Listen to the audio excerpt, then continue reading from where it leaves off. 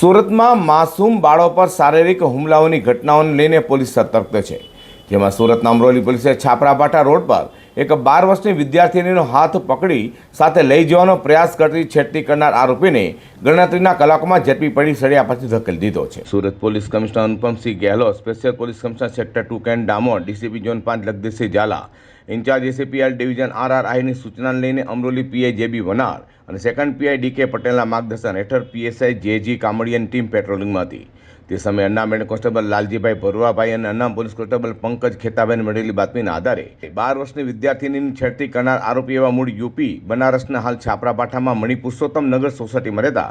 રાજકુમાર જલ્લુ યાદવ, બીજો મૂળ અમદાવાદના ધોળકા, હાલ છાપરાભાઠા રોડ પર વાડીના સોસાયટીમાં રહેતા મુકેશ રત્નાભાઈ મીને ઝડપી પાડ્યા હતા। આરોપીએ ગત તારીખ 17મી જાન્યુઆરીના રોજ સવારના સમયે વિદ્યાર્થીની શાળાએ જતી હતી તે સમયે વ્હાઇટસ્ટોન સોસાયટી પાસે વિદ્યાર્થીનીનો હાથ પકડી ખેંચી સાથે લઈ જવાનો પ્રયાસ કર્યો હતો। હાલ તો આરોપીઓ રાજકુમાર જલ્લુ યાદવ અને મુકેશ રત્નાભાઈ મીરને અમરોલી પોલીસે ઝડપી પાડી સળિયા પાછળ ધકેલી દીધા છે।